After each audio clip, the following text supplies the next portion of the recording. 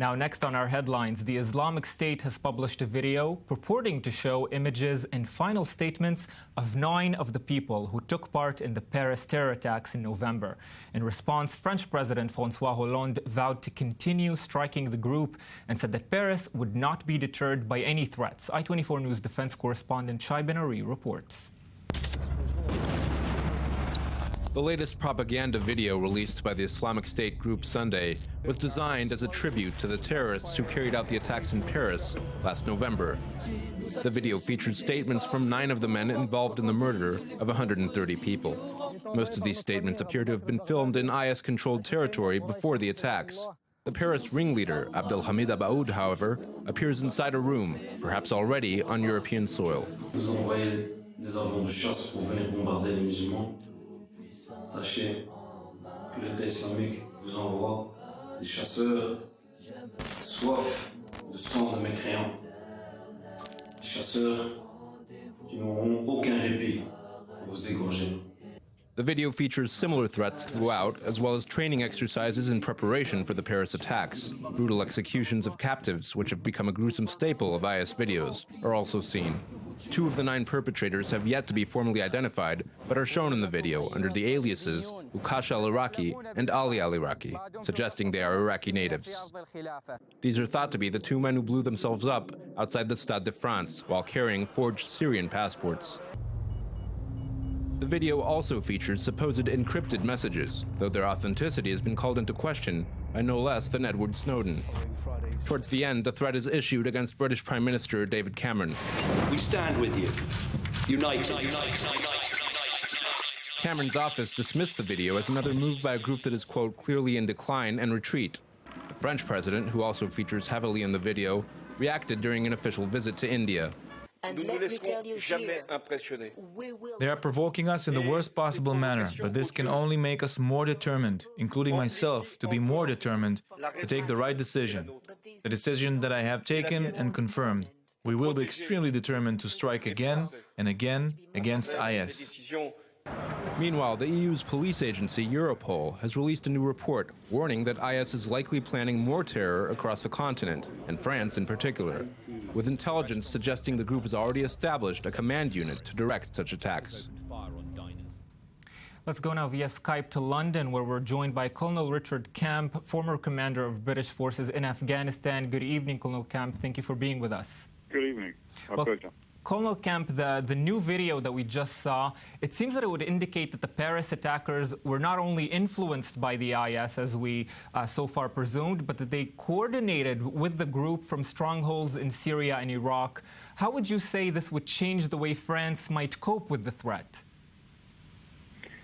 Well, I think that it's pretty clear that the French government already were aware or had very strong suspicions that it was more than simply inspiration from the Islamic State that was driving these attacks. It was actually direct coordination, direction from Syria and Iraq, which is, of course, the principal reason why they commenced bombing against or intensified bombing campaigns against the Islamic State there, and which Britain joined in on. So I think this is not, for the authorities, I don't think this will be a great surprise. I think it does underline the increasing dangers that the Islamic State present, not just in the Middle East, but also across Europe.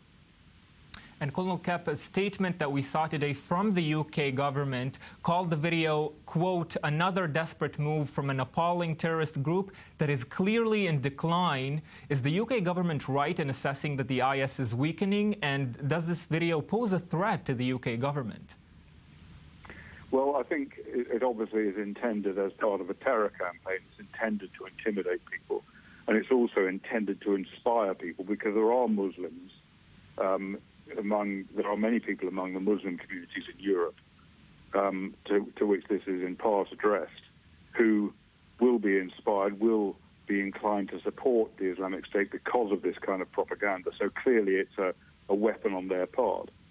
We would be foolish to ignore its message. We would be foolish also to give too much credence to it, and I don't believe we should be frightened by it, but I don't believe at the same time that the Islamic State is in terminal decline. I think it's had damage done to it. It is suffering in certain areas, but in other areas it's on the increase, it's on the rise, and it still enjoys very, very widespread support around the Islamic world throughout not only the Middle East but the West. Yes, Colonel Richard Kemp joining us on the phone from London. Thank you very much for that. And here in the studio, I'm joined by senior Middle East analyst Ali Waheed. Good evening, Ali. Well, Ali, one of the people we saw in the video is the suspected ringleader of the Paris attack, Abdelhamid Abaoud. It seems fair to say that the French security officials didn't know he was this deeply involved with the IS in Syria and Iraq. Can we call this a security failure on the French authorities' part? Yeah, absolutely. This is a security failure, and the security failure started when 1,700 French in the last 2 or 3 years passed from France to Iraq and Syria, always via Turkey, and the French intelligence did not identify that the youth that are passing from France to the Middle East have the same profile, are joining the same jihadist groups, and there the failure started. I think we cannot talk of an absolute failure, because some reports say that the French intelligence and other European and Western intelligence knew that there were this flew towards the Islamic State, but they preferred keeping those inspired jihadists fighting in the Middle East, thinking that they won't be back in their homelands, trying to import the ideology and the training, the military training they received in the Middle East, in Syria and in Iraq, to France and elsewhere in Europe. And here, I think, the peak of the failure. Well, Ali, while this is going on in Syria, something else that's happening in the region is, of course, the potential peace talks. Let's give this update to our viewers and continue the conversation. A new round of peace talks to end the Syrian conflict will begin in Geneva on Friday after a delay over who will represent the country's fractious opposition. Negotiations had been scheduled to open today, but a stalemate over the makeup of the delegation had forced the date back. The so-called proximity talks are scheduled to last 6 months, with the first round lasting between 2 and 3 weeks.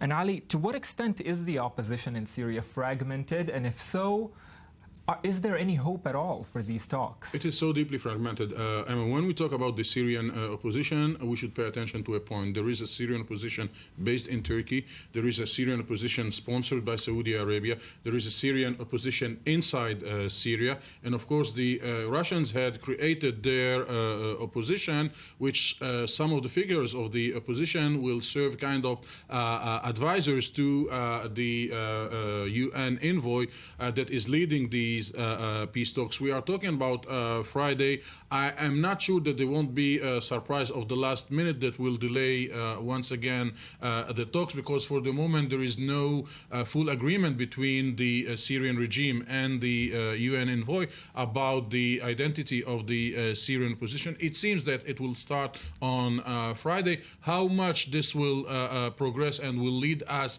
to a peace process in Syria, I'm very much doubtful, because I think that the Syrian regime thinks that it has the momentum on the ground to keep its military campaign, and the two main actors within the opposition, the ISIS and the Al-Nusra Front, are absent in these talks.